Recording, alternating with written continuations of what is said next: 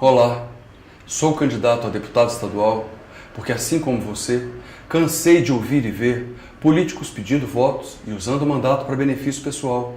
Cansei de ouvir e ver escândalos com dinheiro público. Uma outra política é possível sim, com transparência, ética, educação e fiscalização. Professor Ronaldo, deputado estadual, 43369. Você já pensou que o excesso de produtos que consumimos é prejudicial para a sua vida e do planeta? A quantidade de produtos consumidos pelo homem aumenta expressivamente, colocando em risco os recursos naturais. Além disso, não sabemos reciclar o que consumimos e muito menos nos preocupamos com o descarte dos produtos. Dessa forma, poluímos e comprometemos o meio ambiente. Amigos, saber consumir é cuidar do planeta e também cuidar de você. Uma das questões importantes para nós pensarmos nessa campanha é sobre a inclusão do tema da diversidade. Diversidade de gênero, diversidade racial e diversidade religiosa na educação básica. Isso é importante porque, sem dúvida alguma, fortalece o que nós entendemos e o que deve ser a cidadania. Uma cidadania que, sem dúvida alguma, comprometida com a dignidade, deve pensar, a partir da educação básica, a inclusão dessas questões.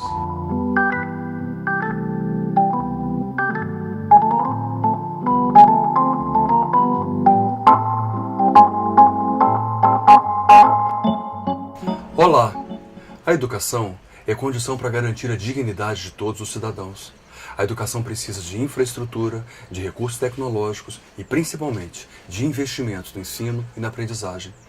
Mais escolas, mais professores com formação continuada, melhores salários e alunos com mais acompanhamento pedagógico são requisitos mínimos para se pensar em qualidade na educação. Comprometer-se com a educação é comprometer-se com o futuro. Na verdade, o grande problema que existe é que nunca houve, de fato, políticas públicas que pensassem as pessoas com deficiência. Políticas públicas que pensassem a locomoção daquelas pessoas que se viram durante a vida inteira obrigadas a não fazer parte da cidade por causa da sua deficiência. Hoje, quando nós pensamos em acessibilidade, nós devemos garantir o acesso dessas pessoas às ruas, praças, cidades, a uma locomoção que não impeça aos grupos com deficiência de se excluírem, como muitas cidades hoje têm feito. Para nós pensarmos justiça social na prática, nós temos que partir de duas questões. A primeira dela é aquela que garante o acesso às pessoas mais pobres que praticaram violência à justiça. Esse acesso é garantido por uma defensoria pública gratuita a todos aqueles que praticaram algum crime e que têm direito de chegar à justiça e se defender. Por outro lado, também garantir às pessoas e às famílias vítimas de violência um apoio econômico, jurídico e psicológico. Com essas duas questões resolvidas, nós podemos falar em justiça social. Olá! A sustentabilidade é uma questão que se amplia a cada dia. Ser sustentável é preocupar-se sim com o presente, tendo em vista o futuro. Mas, além disso, ser sustentável não é apenas preocupar-se somente com a natureza, é também pensar nas questões sociais, culturais, econômicas e políticas de toda a sociedade. Se ser sustentável é preocupar-se com o futuro, é fazer no presente.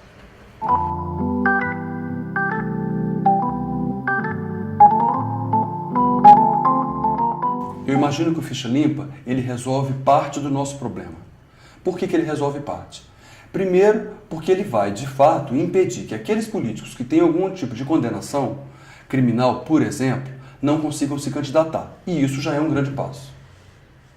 Porém, é preciso fazer mais.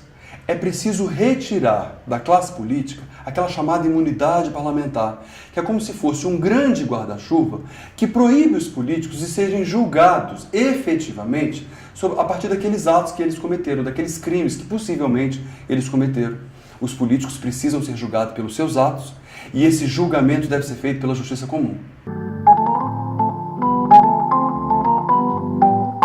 As redes sociais têm um papel fundamental no fortalecimento da democracia. Se nós pegarmos o projeto de lei que virou lei de Ficha Limpa, nós vamos ver que ele nasceu exatamente da sociedade. Ele não nasceu na Assembleia Legislativa, ele não nasceu no Congresso, ele nasceu da vontade nossa da vontade de todos nós cidadãos, de mudar esse quadro lamentável que é a política brasileira. O projeto de Ficha Limpa, possivelmente, só se tornou viável porque, através das redes sociais, através da internet e tantos outros chats de bate-papo, essa discussão foi se ampliando e ficou praticamente impossível não levar essa discussão para o Congresso. Pelas redes sociais, nós começamos a pressionar os políticos a tomarem uma atitude, a tomarem uma postura a favor da sociedade. Pensar em políticas públicas de lazer é fundamental hoje em dia. Grande parte da nossa vida cotidiana se faz no bairro que a gente nasceu, no bairro que a gente mora. Esse bairro muitas vezes é desprovido de espaços de lazer, espaços de cultura. No entanto, nós já temos ali no bairro, quase todos os bairros, se não todos, já possuem uma praça. Essa praça precisa ser melhor aproveitada pelos poderes públicos. É nessa praça que nós criamos situações de brincadeiras, é nessa praça que nós encontramos pessoas, é nessa praça também que nós convivemos fora de nossas casas. A comunidade precisa tomar posse, a comunidade precisa usar essa praça, porque ela também, não só sendo um direito dela, dessa comunidade, ela também faz parte da vida e da história de cada um. O que eu penso que dá para fazer é o poder público, junto com a comunidade, assumir a praça como um espaço de construção da própria comunidade.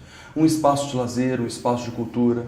E esse espaço deve ser não só organizado, mas também gerido pelas lideranças comunitárias. A praça tem que ser um espaço de uso.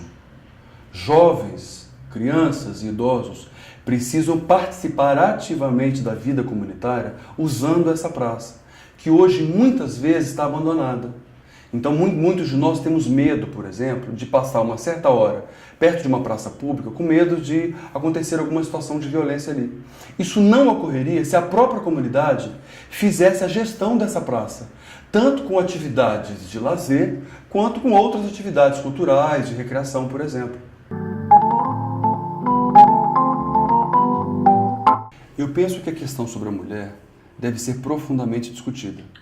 Hoje no Brasil, diariamente, 10 mulheres são assassinadas. Não dá para pensar num Estado de Direito, não dá para pensar em cidadania se eu tenho uma situação como essa. Se eu ainda tenho no Brasil centenas e milhares e milhões de mulheres que ganham 1/3 a menos do que os homens, ocupando os mesmos postos de trabalho. Pensar numa democracia fortalecida, onde a cidadania é um direito de todos, é resolver, sem dúvida alguma, também esses problemas que envolvem mulher, negros, etc.